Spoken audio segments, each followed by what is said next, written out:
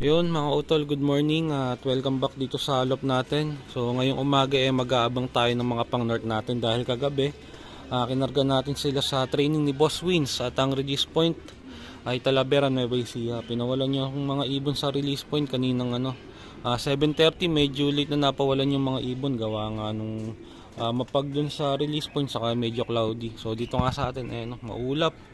Ayun, sa gawing norte ganun din. Medyo makulimlim. So yung araw, nakatago. Ayan, ayaw lumabas yung araw, nagtatago.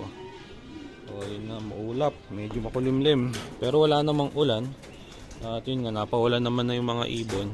So kaya ayan, maya maya mag-aabang tayo. So sa tansya ko, ang distance kasi ng Talavera dito sa loob ko 71 kilometer. So sa tansya ko mga mga 1 hour and 20 minutes lili pa rin kung maganda ang panahon. Kaso ayun nga, medyo makulimlim, malamang mas madelay pa yung mga ibon yan. So ang oras natin ngayon 8:24. 6 minutes na lang isang oras nang lumilipad yung mga ibon mula nung pinawalan sila. So siguro bago mag alas 9 na magdaratingan yung mga ibon yan, or kung hindi man baka alas 9 na mahigit. Gawa nga medyo makulimlim. So di ganun kaganda yung panahon, pero wala namang ulan kaya kaya ng mga ibon yan. So yun, 12 ulit yung kinarga ko. So kaya 12 yung aabangan natin. Sana maging okay naman yung uwi ng mga ibon. Sigurado madidelay pero sana makumpleto tayo. So yun, maya maya mag-aabang tayo ng mga ibon natin. Diba mga utol, ang oras natin ay 8:34. Mukhang may ibon na tayo. Nakita ko biglang may gustong bumulusok Ayan, mukhang pauwi na to. Nasaan na? Ayan, ito, ang dami na pala. Yan, ang dami na pala nila ilan na to? 1, 2. Hindi sa akin tong isa. Blue bar na may puti sa ulo. Ito pa may tatlo pa, mukhang kay kuya yung iba dito. Ayan, 8:34 dumating, 1 hour and 4 minutes lang nilalilipad yung yung Talavera. Akala ko mga ito pa akala ko malilate sila kasi gawa nga ng yung panahon mga cloudy. Ayan, hanggang pagbaba kasama nila yung bluebird na yun ewan ko kung kanino yan, mukhang papasok pa ata din niya, sumusunod sa mga ibon natin. Ayan pa hindi ko na alam kung ilan na yung ibon natin. Yan, 8:34 nagdatingan. Kala ko isa lang yung nakita ko kasing padive kanina. Yun pala, marami sila, grupo pala. Ayun meron ng 3 sa loob. Timpla lang ako ng kape Yan. Na-expect ko mga mga 8:50 pa sila darating Ayun, lumipad din Ayun, natauhan na yung lop visitor. Yan. Bali ang pauwi natin ay 1, 2, 3, 4, 5, 6, 7 na sa 12. 5 pa kulang natin. Ayan. Eri pa may isa si Slate. Eri pa pala isa, dumating din. Ito na naman yung lop visitor bumalik na naman. Kala ko bagong uwi. Ayan, si Slate. Ito may isa pang rumoro. Hindi sa akin, may puti Ayan. Ayan, ilan na to? 1, 2,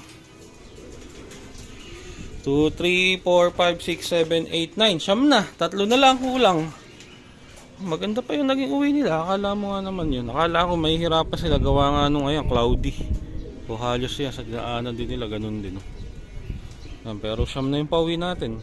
Medyo mukhang mukhang na-stress yung mga ibon gawa nga nung baka medyo nagkasiksikan lang. Pero ayos lang yan. Karamihan naman ng ibon natin nandito na. Ayun yung lop visitor akala ko umalis bumalik din Mukhang nakasama lang nila to pauwi din Mukhang hindi to kasama sa tos. Ayun, lumipad na naman Ayan pa dami. Ito may isa. Saan na ito? Ayan. Kaso mukhang di akin Ay, sa akin to. Ay, hindi. Mukhang kay kuya. Ay, kay kuya din to. White light. Silang nagdatingan. Ayan, siyam. Yung pauwi natin.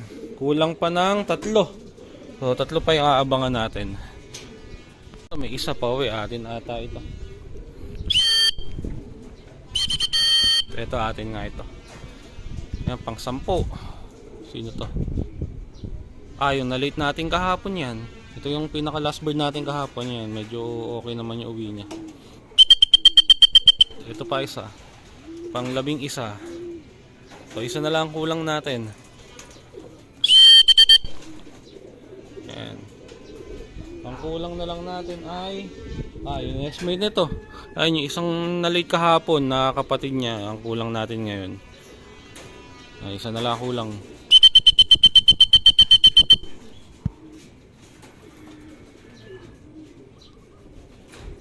Kaya pa magsipasok ka. Uy, pasok na. Dumating tong pang 11 ay 8:39. And dumating yung unang grupo 8:34. After 5 minutes, isa na lang kulang natin. Okay naman pala yung naging uwian. Nakala ko may hirapan sila gawa nga cloudy. Di pa rin sumisikat yung araw. Pero ayun, okay naman yung uwi. Ay, may mga dumadaan pa. Malamang kasama nila sa training. Ayan, siyam na. 11 na. Isa na lang ang kulang. Pasok na, sige na.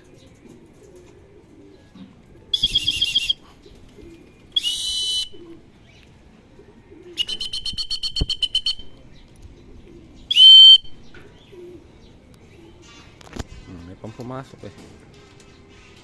Pasok. Ayun. Yan, 11 na sa 12. Isa na lang ang aabangan natin. Maganda naman yung naging uwi nitong na to. 11 na to. Yan, mula nung dumating yung grupo, 5 minuto lang. Isa na lang ang kulang natin. So ito, last bird natin. Ayan o. Dumating siya 8:42. Ayan, buti di siya na late ng husto. Konting differential lang dun sa pang 11 ibon natin. Uy, huwag ka dyan bababa. Ayan, bababa ka pa dun eh. Ayun, nakompleto naman tayo ng maaga-aga. First bird natin, grupo yung dumating. Tag din eh. 8:34. Ayun, dumating yung last bird natin. 8:42. So 8 minutes lang. Kumpleto na tayo. Ayan, maganda yung pauwi natin.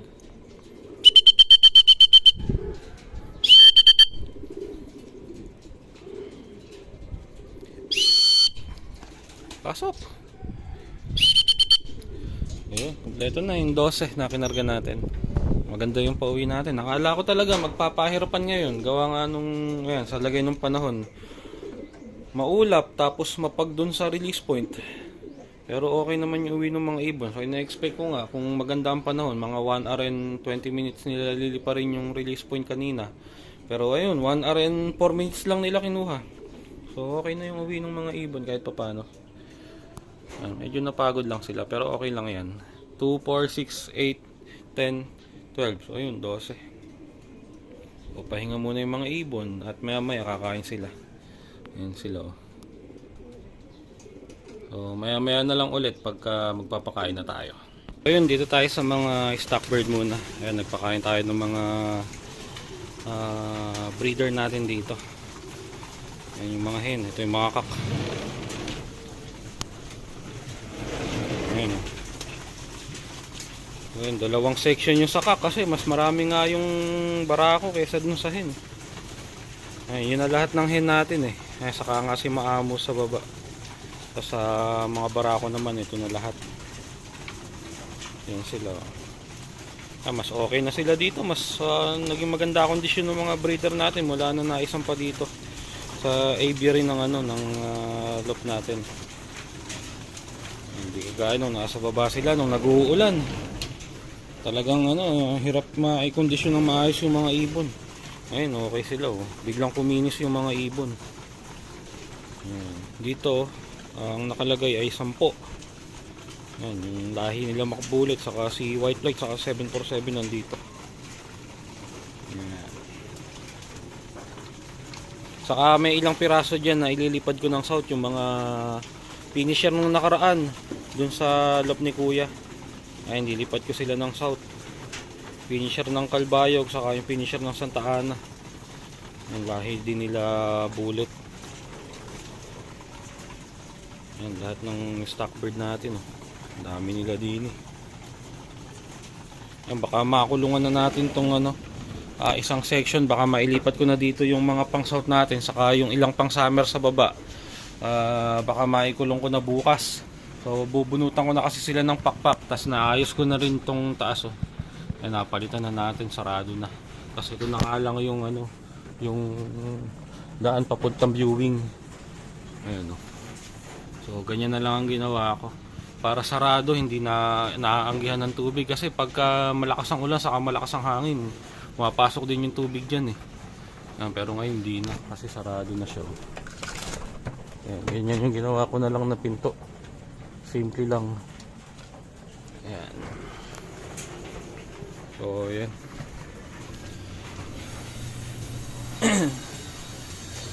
Mga pang south ko nakakawala. Ayun sila. Maaga tayo nakakompleto ng mga pang north, eh. Ayan. Wala tayo ng pang south. Pangit pa rin yung panahon, no? Medyo makulimlim pa rin. Hindi pa rin lumalabas yung araw. Naabangan ko pa yung ibon ni kuya. Kulang pa to ng, ilan pa ba kulang nere? Dalawa. Kulang pa to ng dalawa. Ano to, siyam to. Pito pa lang yun nandito. Yan. So yun, maya maya magpapakain tayo ng mga pang north natin na umuwi galing training. So ayun mga utol, at pinakain na natin yung mga ibon natin. So ang oras natin ay 9:30 na. So ayun nga, okay yung naging training natin ngayon. Maaga naman tayo nakakompleto. So in-expect ko magpapahirapan ng training kanina dahil nga sa lagay ng panahon, cloudy, tapos yun nga, medyo late na rin sila na i-release. Pero ayun, okay naman yung uwi ng mga ibon. So kaya ayan, maganda yung naging training natin kanina. Ayan, so sana magtuloy-tuloy lang na ganun yung uwi ng mga ibon natin. So at sana nga din yung training magtuloy-tuloy na din. So ngayon nga ay medyo ayan, makulimlim na naman. Umaambon, ayan, umaambon.